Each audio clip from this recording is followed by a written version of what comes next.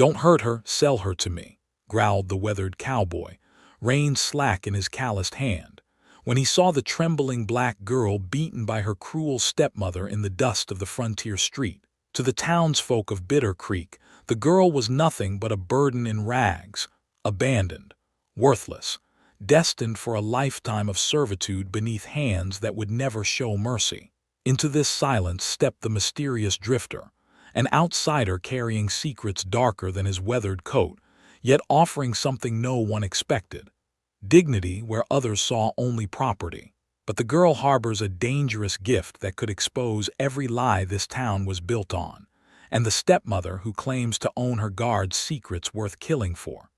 Will this stranger's intervention save an innocent soul, or unleash truths that will destroy them both? Before we continue, comment where you are tuning in from. Perhaps we will publish a story there. Clara Mee's knuckles were raw from scrubbing the general store floor for the third time that morning. The wooden boards never seemed clean enough for Martha Hensley. Nothing ever was. "You missed a spot." Martha's voice cut through the morning air like a blade. Her pale finger pointed to an invisible stain near the counter. "Start over." Clara Mee bit back her response. Speaking only made things worse. She dipped the brush into the bucket of cold water and began again. Her knees ached against the hard wood, but she'd learned to ignore pain years ago.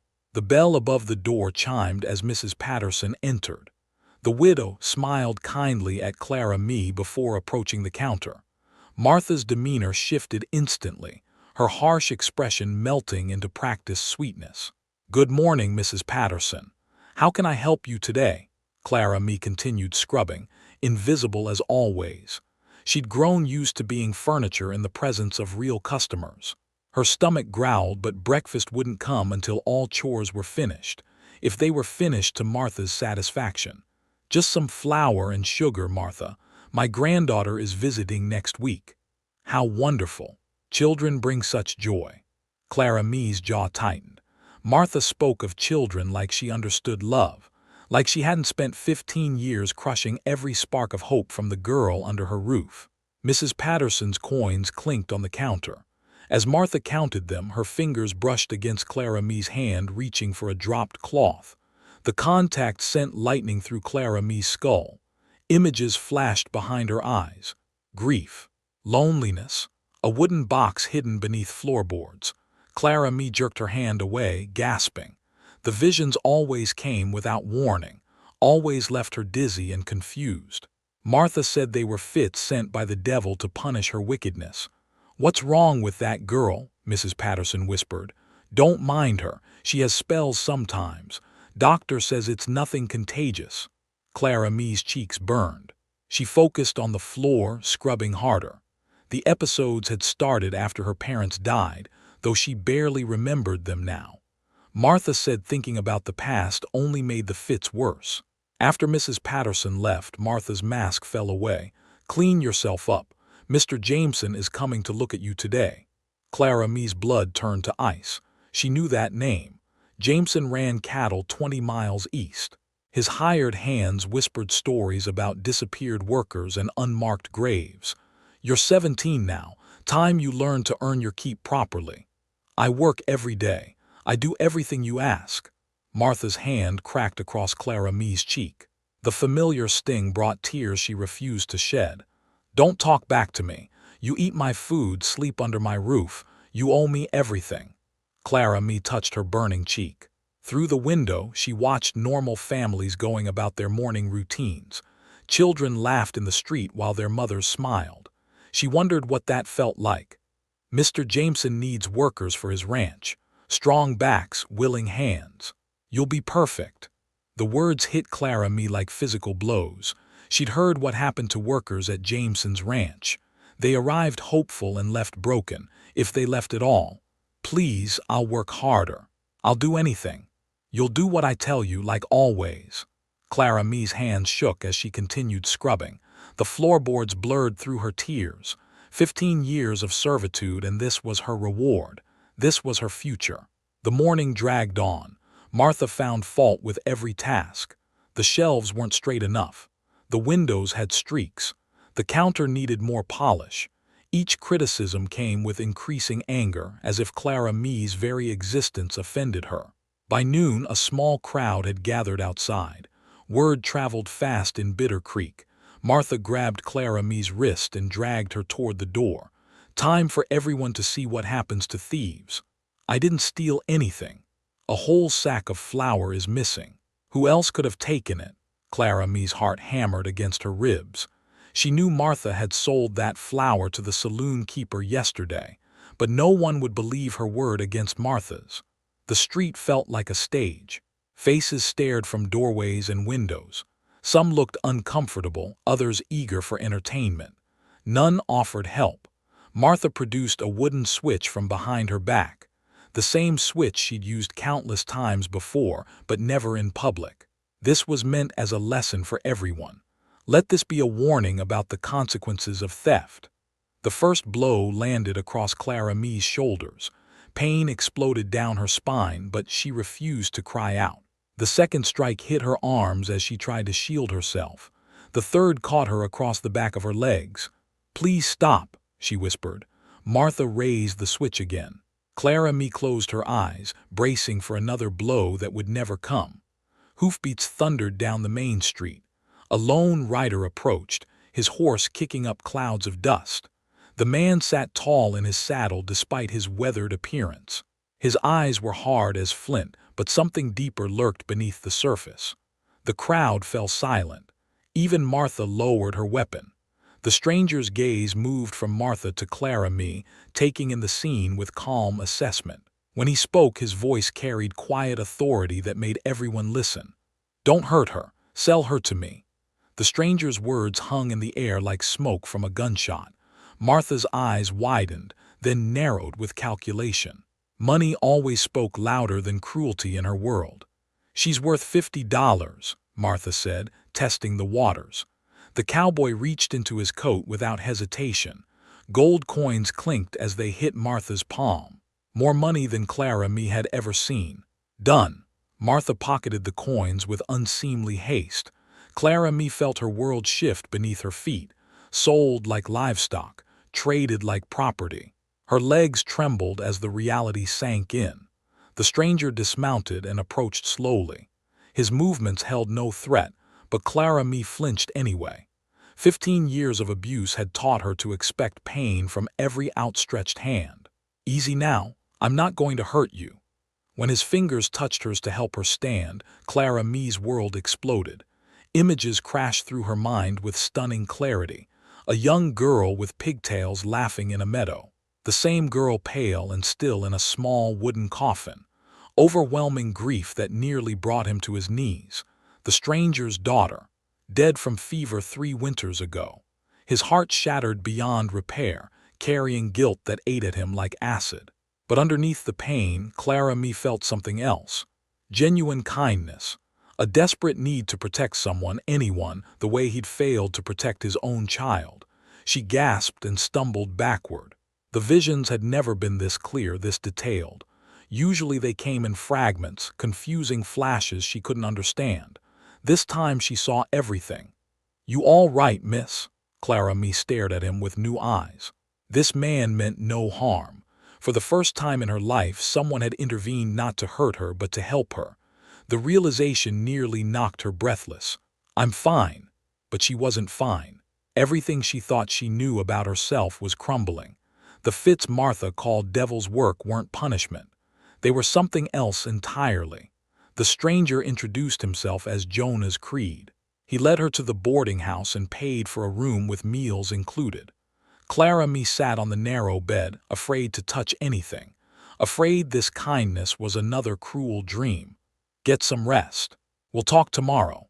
That night, Clara Mee lay awake staring at the ceiling. Her mind raced with possibilities she'd never dared consider. What if the visions meant something? What if they weren't random attacks but glimpses of truth? Over the following days, Jonas treated her with careful respect. He bought her new clothes, proper food, books to read. Clara Mee devoured everything hungrily. Her mind, starved for so long, absorbed knowledge like dry earth soaking up rain.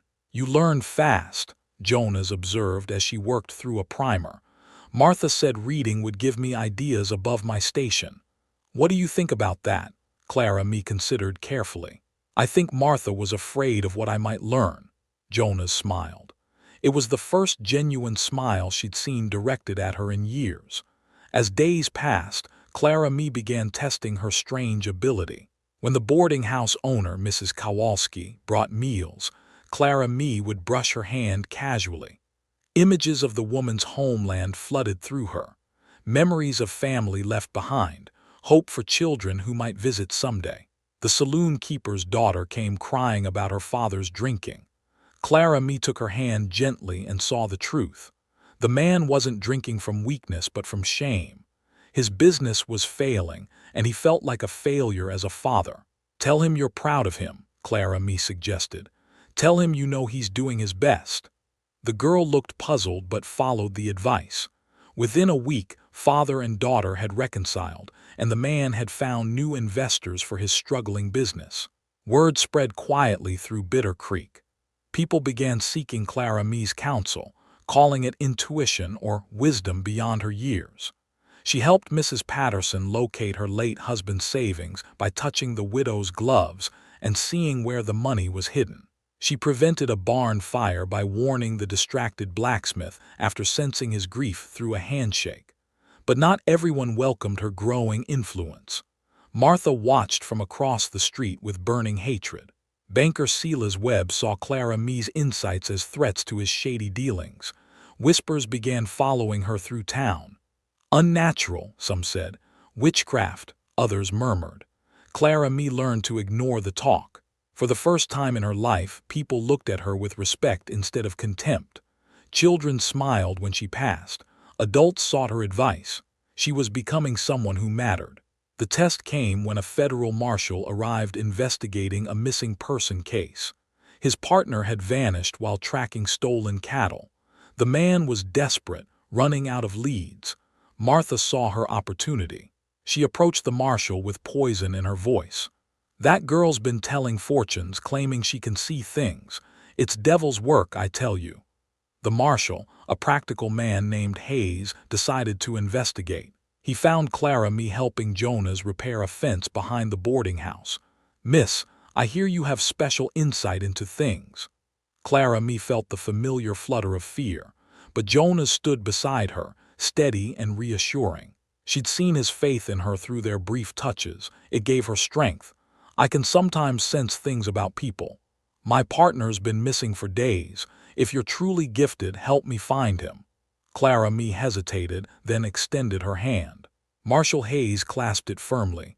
Images crashed through her consciousness. A narrow canyon, a collapsed mine shaft, a man trapped but alive calling weakly for help. East Canyon past Miller's Creek, the old silver mine. "He's hurt but breathing." Hayes stared at her with shock and suspicion, but desperate times called for desperate measures. He organized a rescue party immediately. They found the marshal's partner exactly where Clara me had described. Trapped for 3 days, barely conscious but alive. As they carried the injured man to safety, the crowd that had gathered looked at Clara me with new eyes. Some with wonder, others with fear. Her gift was no longer secret. The real test had just begun. The rescue changed everything. Word of Clara me's gift spread beyond Bitter Creek like wildfire across dry grass. Some called her blessed. Others whispered darker words. Martha's fury burned hotter each day. She watched from her store window as people sought Clara me's counsel. Respected citizens treating the girl she'd beaten like furniture now hung on her every word. The natural order had turned upside down. Jonas noticed the hostile stares following them through town. He'd seen this pattern before in other places. Fear bred violence faster than kindness bred acceptance. "Maybe we should move on," he suggested one evening. Clara me shook her head. "Running won't solve anything. Besides, these people need help." Her confidence amazed him. The trembling girl he'd rescued had become a young woman who stood tall despite the whispers. But Jonas carried his own shadows, and they were catching up fast. The wanted posters appeared on a Tuesday morning. Jonas's face stared back from every hitching post and store window. $5,000 reward for the murder of 3 Texas Rangers, dead or alive. Clara Mee found him burning one of the notices behind the boarding house. "They're lies," she said simply. Jonas looked up sharply. "How do you know that?" "I've touched things that belong to you. Your gun, your saddle, I see flashes of truth. You were protecting someone, not murdering anyone." Her faith in him meant everything. But faith wouldn't stop bullets or change the past. Martha saw opportunity in the wanted posters. She cornered Marshal Hayes outside the sheriff's office, her voice dripping false concern. "That man has been filling Clara Mee's head with nonsense, teaching her to claim supernatural powers. It's corrupting her soul." Hayes studied the poster in his hands. "This shows him as a wanted murderer." "Exactly. And that girl is under his influence. She needs proper guidance away from his criminal ways." Martha's plan crystallized. Get rid of Jonas, reclaim Clara Mee, restore the natural order where she held power. But Clara Mee sensed the danger gathering like storm clouds. When she touched the boarding house door handle that evening, visions of rough men on horseback flooded her mind. Bounty hunters riding hard toward Bitter Creek. Martha's face twisted with satisfaction as she pointed them toward Jonas. "We have to leave tonight," Clara Mee told him. Jonas shook his head. "I won't run anymore. I'm tired of being hunted for crimes I didn't commit. Then we fight back with truth." Clara Mee had been thinking about her gift differently lately, not as random visions but as a tool for uncovering secrets. Martha had always been afraid of her touching things. What if there was a reason beyond simple cruelty? That night, while Martha attended prayer meeting, Clara Mee and Jonas slipped into the general store. Clara Mee moved through the familiar space with new purpose. She touched Martha's desk, her chair, her personal belongings. The first vision hit her like a physical blow. A younger Martha standing over 2 bodies. A black man and woman, well-dressed and prosperous, lying still in their own parlor. Blood on Martha's hands and madness in her eyes. Clara Mee gasped and stumbled. Jonas caught her arm. "What did you see?" "Murder. Martha killed my parents." The second vision came when she touched a hidden strongbox behind the counter. Legal documents bearing official seals. Property deeds signed in Martha's shaking hand. Bank records showing transfers of substantial wealth. "She's been living on my family's money. The house, the store, everything belongs to me." Jonas examined the papers by lamplight. His expression grew darker with each page. "Your parents owned 3,000 acres of prime farmland. They had money in banks from here to San Antonio. Martha forged documents claiming to be your legal guardian after their deaths." Clara Mee sank into Martha's chair, overwhelmed. "She kidnapped me to steal my inheritance. And kept you as a servant to maintain the illusion. If you'd grown up educated and confident, people might have asked questions." The final piece fell into place when Clara Mee touched Martha's Bible. Hidden inside the hollowed pages were letters from lawyers, bankers, and land agents, all addressed to Martha but concerning Clara Mee's family estate. "She's been managing my parents' assets for 15 years, living off their wealth while making me scrub floors." Jonas gathered the evidence carefully. "This proves everything. Your real identity, the murders, the fraud. But Martha's not just going to confess. She'll fight to protect her secrets." As if summoned by their words, hoofbeats thundered down the main street. The bounty hunters had arrived earlier than expected. Through the store window, Clara Mee watched 3 hard men dismount outside the sheriff's office. Martha emerged from the church to greet them like old friends. She planned this perfectly, Clara Mee realized. Get you arrested or killed, then claim I'm disturbed by grief. Ship me off somewhere remote where I can't tell anyone the truth. Jonas checked his pistol. We need Marshal Hayes as a witness. He's the only federal authority here. No, we need the whole town to see. Martha's power comes from people believing her lies. When they learn the truth, that power disappears. Clara Mee had spent 15 years invisible and voiceless. Tomorrow, in the same street where Martha had beaten her, she would finally speak the truth that would shatter everything. The bounty hunters had come for Jonas, but they had no idea they were walking into a trap set by the girl they dismissed as worthless.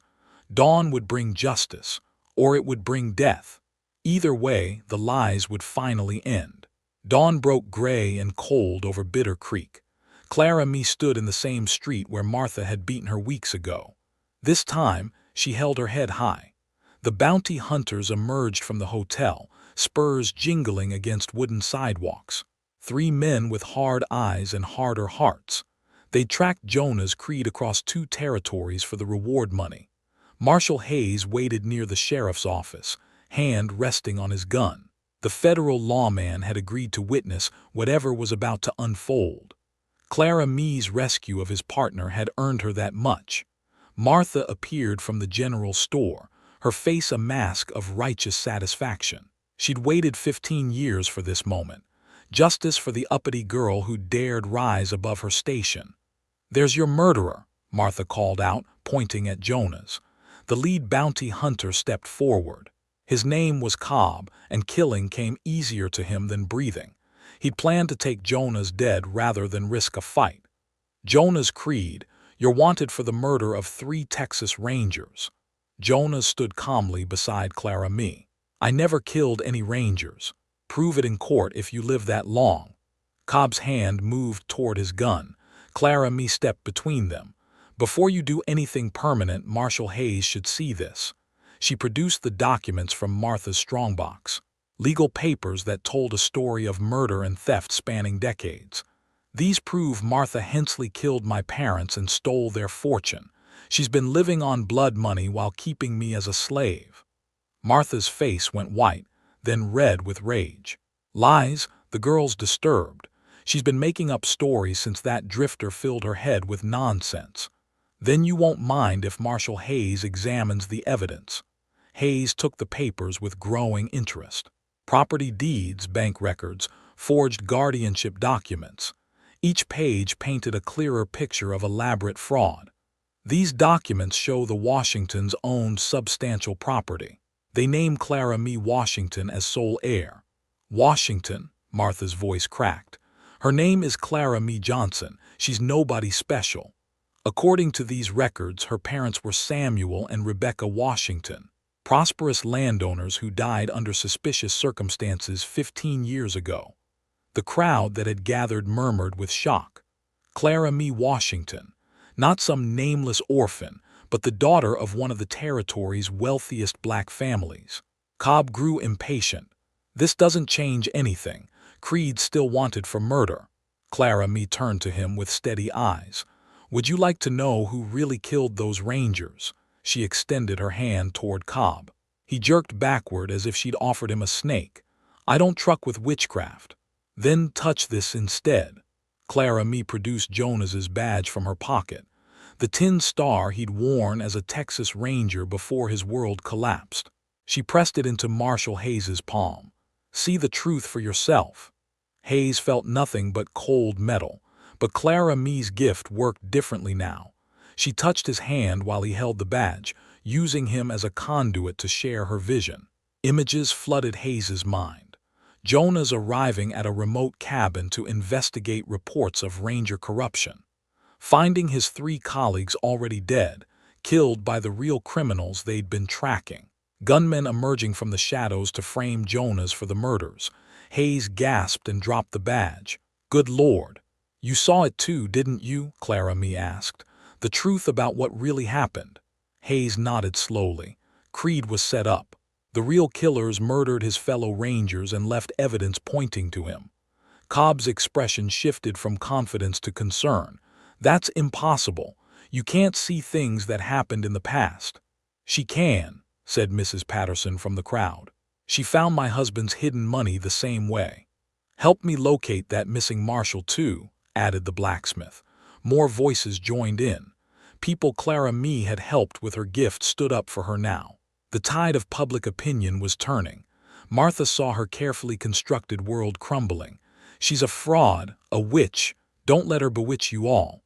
"The only fraud here is you," Clara Mee said quietly. She walked to Martha and grasped her wrist before the older woman could pull away. The final vision crashed through both their minds like thunder. Martha as a young woman, consumed with jealousy over the Washington success, poisoning their evening meal, then watching them die in agony, taking their infant daughter to raise as a servant, living off their wealth while telling everyone she was performing charity. Martha screamed and tried to break free, but Clara Me held firm. Tell them what you did to my parents. I gave you a home, fed you, clothed you. You murdered them and stole everything that belonged to me. The crowd pressed closer, hungry for truth. Martha looked around desperately, seeing only hostile faces where once she'd commanded respect. It wasn't supposed to be like this, she whispered. Marshal Hayes stepped forward with iron shackles. Martha Hensley, you're under arrest for murder and fraud. Cobb and his men found themselves outnumbered and outmaneuvered. The federal marshal's word carried more weight than any bounty poster. Creed's been cleared of all charges, Hayes announced. These men have no legal authority here. The bounty hunters retreated, grumbling about wasted time and lost rewards. Clara Me watched them go without satisfaction. Justice felt different than she'd expected. Quieter, more complete. As Martha was led away in chains, she looked back at Clara Me with something resembling regret. I'm sorry, Clara Me called after her. Martha stumbled, shocked by the unexpected mercy. 6 months later, Clara Me stood in the same street once more. This time she wore a teacher's dress and held lesson plans for her new school. Children of every color waited for her inside, eager to learn. Jonas had accepted the position of town sheriff. His badge gleamed in the morning sun as he made his rounds, protecting those who couldn't protect themselves. The school bell rang, calling students to class. Clara Me smiled and headed inside, ready to share knowledge instead of hiding from it. She'd found her true gift at last. Not just seeing truth, but teaching others to recognize it for themselves. In Bitter Creek, the age of lies had ended. The age of truth had just begun. And that is all to the story for now.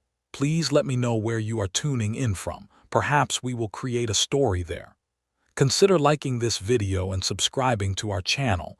And if you enjoy our content, click this video on your screen. I promise you it's worth watching. See you tomorrow.